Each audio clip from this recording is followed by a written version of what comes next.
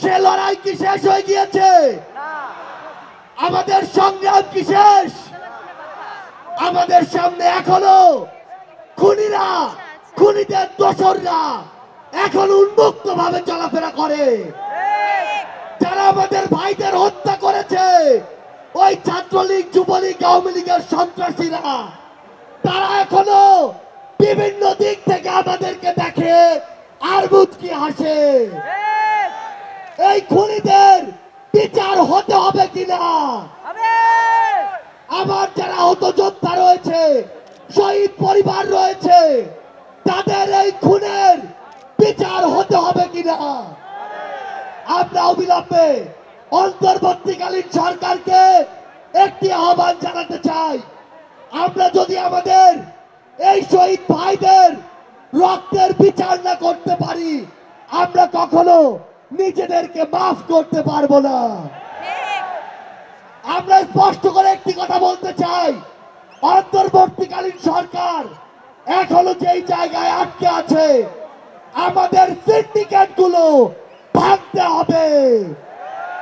এখনো কেন আমরা শুনবো এক হাত থেকে আরেক হাতে সিন্ডিকেট দিয়েছে? তাহলে আপনারা আপনাদের জায়গা থেকে কি অ্যাকশন নিচ্ছেন?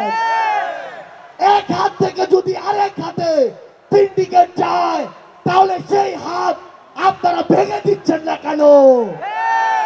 আমরা অন্তর্বর্তীকালীন সরকারকে আরেকটি স্পষ্ট আহ্বান জানাতে চাই, সেটি হচ্ছে আমাদের এই বাংলাদেশ সকল দেশের সাথে বন্ধুত্বপূর্ণ পররাষ্ট্র নীতিতে যাবে, কিন্তু সেই বন্ধুত্বপূর্ণ পররাষ্ট্র নীতির সুযোগে কেউ যদি মাথায় উঠে বসে, আমরা তাকে মাথা থেকে মাটিতে ফেলে দিতে বিন্দু মাত্র দ্বিধা করব না।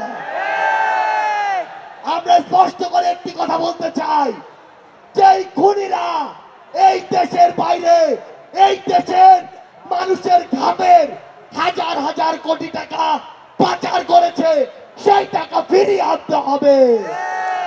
আমরা স্পষ্ট করে বলতে চাই, ওই গোপালগঞ্জে যে খুনির দোসররা এখনো ঘাপটি মেরে আছে, তাদেরকে আইনের আওতায় বিচার করতে হবে। গোপালগঞ্জে এখনো কিভাবে আমাদের এই অভ্যুত্থানের যোদ্ধাদের উপরে হামলা হয়, আমরা প্রশাসনকে, পুলিশকে স্পষ্ট ভাবে বলতে চাই, পুরো বাংলাদেশে আমাদের এই যোদ্ধাদের, ফ্যাসিস্ট বিরোধী আন্দোলনকারীদের নিরাপত্তা যদি না দিতে পারেন, তাহলে ওই চেয়ারে কোন আইন শৃঙ্খলা রক্ষাকারী বাহিনীর বসে থাকার কোন অধিকার নেই। আমরা স্পষ্ট করে শুধু একটি কথাই বলতে চাই, আমরা এই অন্তর্বর্তীকালীন সরকারের কাছে আমরা এই গণহত্যার বিচার চাই। আমরা সিন্ডিকেট থেকে আমাদের মানুষের মুক্তি চাই। আমরা পাচারকৃত অর্থ ফেরত চাই। আমরা দ্রব্যমূল্য নিয়ন্ত্রণ করে মানুষের স্বস্তি চাই। আমরা আহত যোদ্ধাদের সুচিকিৎসা চাই।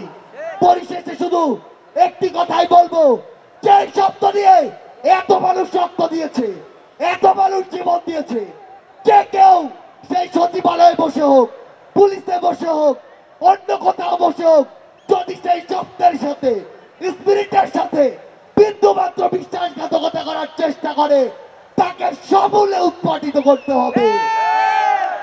আমাদের আবারও দেখা হবে সংগ্রামের লড়াইয়ে অথবা রাজপথের বিজয়ে। ইনকিলাব জিন্দাবাদ।